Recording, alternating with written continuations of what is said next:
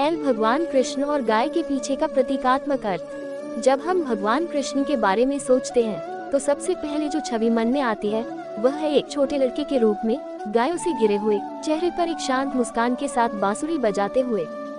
ये हिंदू पौराणिक कथाओं से केवल एक प्यारी तस्वीर नहीं है, ये कृष्ण और गाय के बीच विशेष संबंध का एक गहरा प्रतीक है, एक ऐसा बंधन जिसे निश्चित रूप से किसी परिचय की आवश्यकता नहीं है।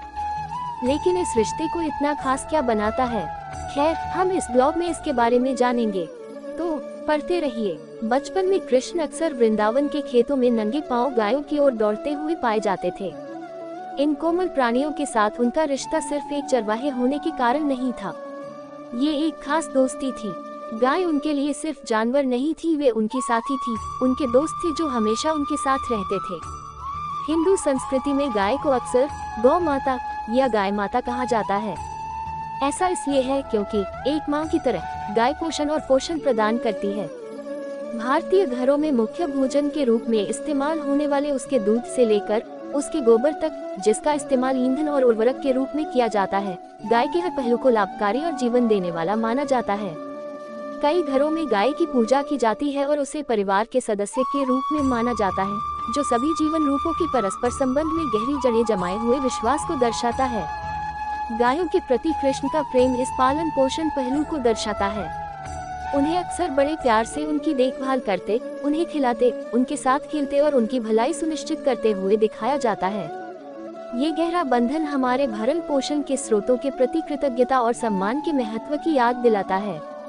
व्यापक अर्थ में ये सभी जीवित प्राणियों के लिए निस्वार्थ सेवा और देखभाल के आदर्श का भी प्रतीक है। गायों के रक्षक के रूप में कृष्ण की भूमिका भी एक गहरा प्रतीकात्मक अर्थ रखती है। वृंदावन में अपने समय के दौरान गायों को नुकसान से बचाने के बारे में उनकी कई कहानियां हैं, चाहे वह जंगली जानवरों से हो या बुरी ताकतों से। सबसे प्रसिद्ध कहानियों में से एक गोवर्धन पर्वत की है, जहां कृष्ण क्रोधित देवता इंद्र द्वारा भेजे गए विनाशकारी तूफान से गायों और ग्रामीणों को बचाने के लिए अपनी छोटी उंगली पर पर्वत उठाते हैं। ये कहानी चमत्कारी होने के साथ साथ एक शक्तिशाली संदेश भी देती है। ये सिर्फ गायों के लिए ही नहीं बल्कि सभी कमजोर प्राणियों के लिए सुरक्षा के विचार की बात करती है। कृष्ण के कार्य हमें याद दिलाते हैं कि उन लोगों की रक्षा करना हमारा कर्तव्य है जो खुद की रक्षा नहीं कर सकते, चाहे वे जानवर हो, पर्यावरण हो या जरूरतमंद साथी इंसान हो। गहरे आध्यात्मिक स्तर पर कृष्ण और गाय के बीच का रिश्ता ईश्वर और भक्त के बीच के आदर्श रिश्ते को दर्शाता है।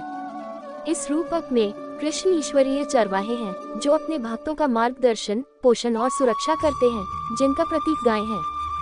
जिस तरह गाय कृष्ण पर भरोसा करती है, उसी तरह भक्तों को भी ईश्वर पर भरोसा करने के लिए प्रोत्साहित किया जाता है, ये जानते हुए कि उनकी देखभाल और सुरक्षा की जाएगी। आज की तेज रफ्तार दुनिया में, जहां औद्योगिकीकरण और तकनीक अक्सर हमें प्रकृति से दूर कर देती है, कृष्ण और गाय के बीच का बंधन प्राकृतिक दुनिया के साथ सामंजस्य में रहने के महत्व की एक सुंदर याद दिलाता है।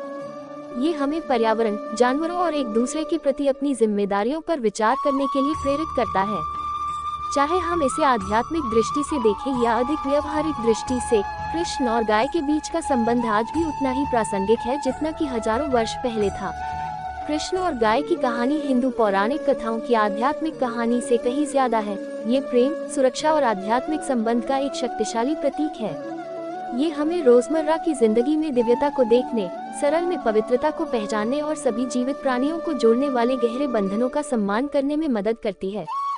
अगर आपको मेरी ये कहानी अच्छी लगी हो तो प्लीज मेरे चैनल को सब्सक्राइब, लाइक और शेयर कर देना और बेल आइकन को प्रेस कर देना। धन्यवाद।